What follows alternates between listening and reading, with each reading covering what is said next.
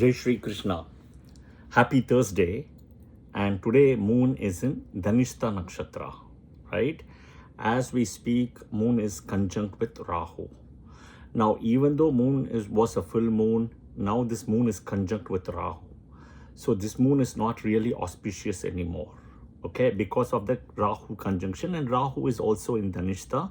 Yes, Rahu is in Dhanishta Nakshatra in Aquarius, and moon is in Dhanishta Nakshatra in Capricorn. See, unlike Saturn, Rahu has the Ketu as well, has the whole ability to capture the whole nakshatra. Saturn has limitations to capture the nakshatra when the nakshatra is broken, right? Sun, Moon, Mars nakshatras, they're all broken. Saturn has a limitation to capture because it is the two Rashis energy, right? Capricorn and Aquarius, both are Saturn Rashis, but it still has a limitation, okay, in transit to capture. But Rahu and Ketu, no limitation. They will capture that whole nakshatra because they put darkness. It doesn't matter, even though Dhanishta Nakshatra spans across two Rashis. So this is something you also have to understand. You need to understand Vedic astrology to the core, and if you understand Rahu Ketu, predictions is like a piece of cake. Okay, so today the question is, rather the topic for today, I would say what I'm going to address is why only one side of the moon is visible, okay, to humans. Why only one side of the moon? Okay. And what does Vedic astrology, classical texts say, including our Vedas and Puranas? Now this is something I've taught to before in my sessions, but this came from a comment or a question from one of the YouTube person who watched it, who is also my student as well. Ankur is the name who I'm addressing here, where he's asked specifically about the moon, okay, about why one side and why technically why moon rotates differently, right? The rotation is very different. Moon and Venus will be very different than all the other planets. Rahu, Ketu, nothing. Okay, all right. So I have to address it by science. I have to address by Vedas and Puranas. I have to address it in different ways. Okay, so cosmologically, right, you see the one side of the moon because it's sun-centric. Okay, illumination of the planets. Okay, rather than just gravity or anything, it's sun-centric, sun-based. Sun is in the center, all the planets around the sun. Okay, you go to a temple, Hindu temple, Navagraha, you will see that. But moon has its own orbit with the 27 constellations, the nakshatras. It's got its own orbit, and moon's nodes are Rahu and Ketu. It's not sun's nodes, it's moon's nodes. Okay, all right. Now, if you look back at the Vedas, right, including the Puranas, and specifically Srimad Bhagavatam, okay, it describes Pitru Loka, right, as a different loka or a dimension or a living space which is existing on the upper unseen surface of the moon. Okay, so here is where the important details for the Tarpan and Shraddh will come. So a single day and night, right, of the Pitrus is equivalent to 30 human days. So this is where, see, we are living in Earth today. Okay, in Earth, sun is 365 days, because the whole sun starting from Aries to Aries, it comes back 365. Okay, moon 28 and 1/3 of a day, right? So but if you go to Mars, it'll be different. It won't be the same. Okay, think about very simple example. I'm in the US right now, my timing is different. The minute you go to India, the timing is different. It's day and night difference. Same thing within Earth itself, you have this difference. If you go to planets, it's different. You go to lokas, it's different. Okay, so basically what it tells you is one Pitru day, right, one Pitru Loka day equal to 30 human days for us. 30 days of us is equal to 1 day for them in Pitru Loka. But if you go to Deva Loka, 1 day for them is equal to a year for us, which is 360 days. A day for them in Pitru Loka, in Deva Loka. So Deva Loka, 1 day, 360 days for us. Pitru Loka, 1 day, 30 days for us. Okay, now 30 days technically speaks almost a lunar month. Okay. So look at the Pitru day, Pitru night, and Amavasya. Let's plot their points. Pitru day. Okay.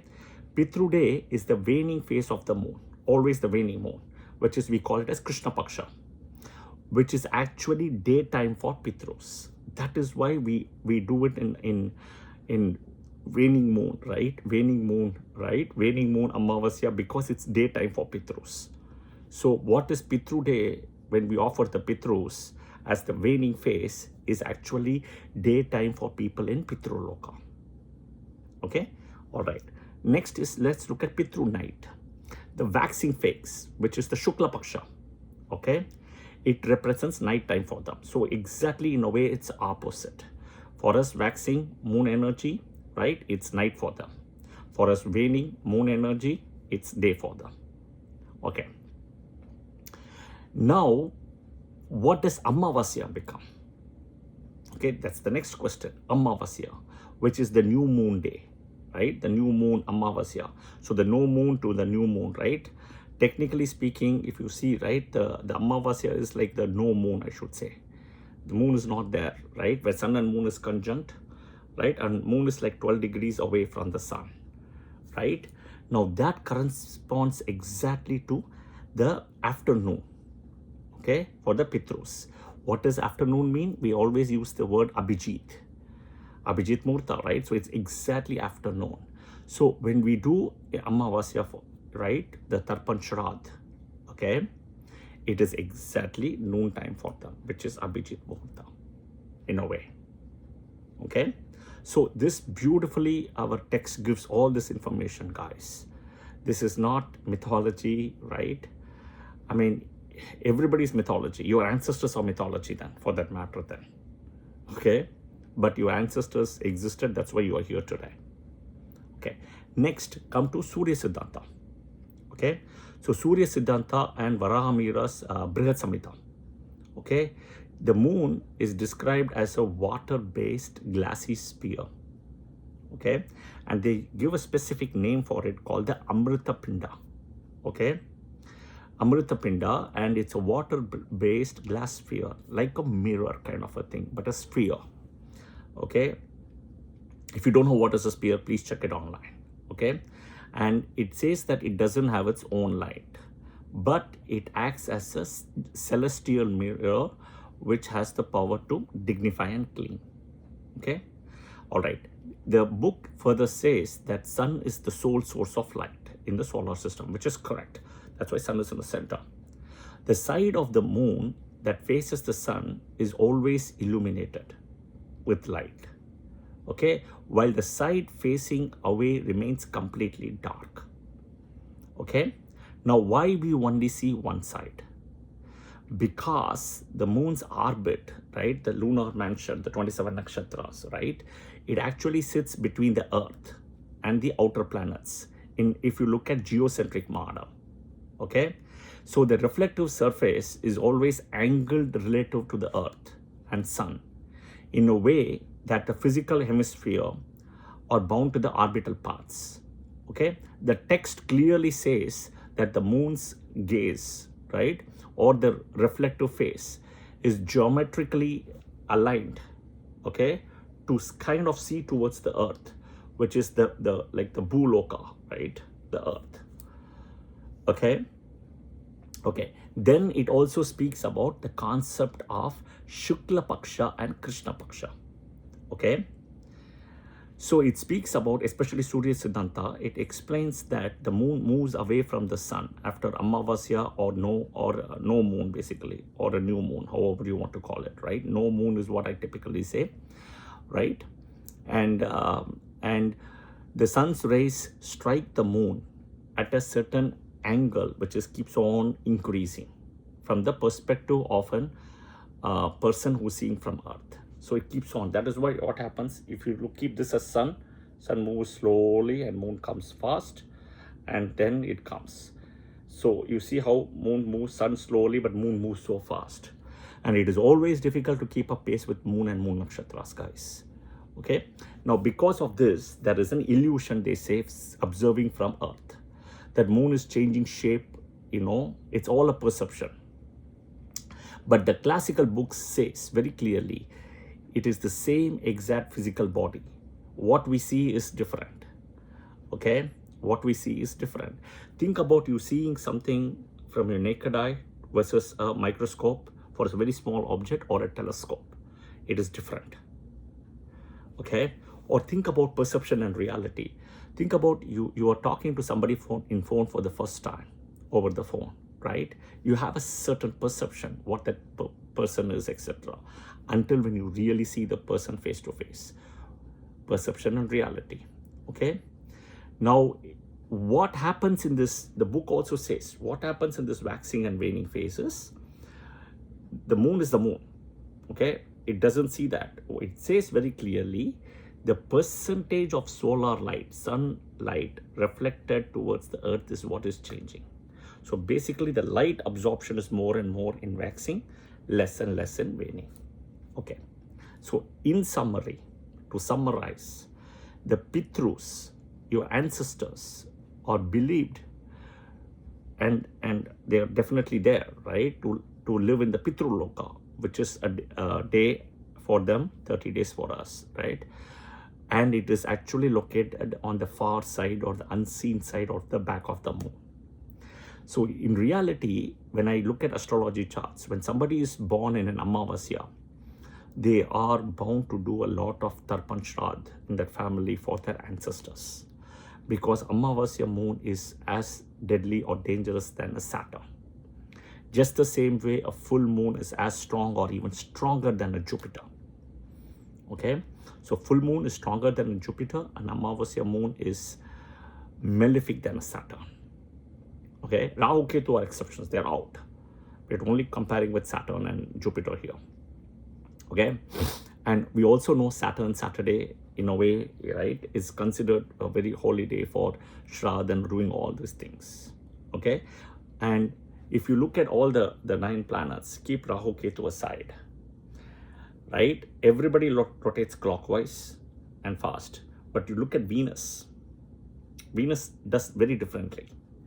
Right? In its axis like this, right? It goes this way. When everybody goes this way. They rotate and they revolution. Both happens, rotation and revolution. Okay? On their own axis, everybody rotates clockwise. Venus will rotate counterclockwise. Okay? So Venus is very different. And then Venus, if you see, the so-called the day, right? The day span, and you look at my videos, you'll understand what I'm talking, right? The complete day span and the year span, you can see the differences. And I've published a video already on the planets, right? 7 planets. Please go and watch. Rahu Ketu is excluded. Coming back to the moon, moon is very different again.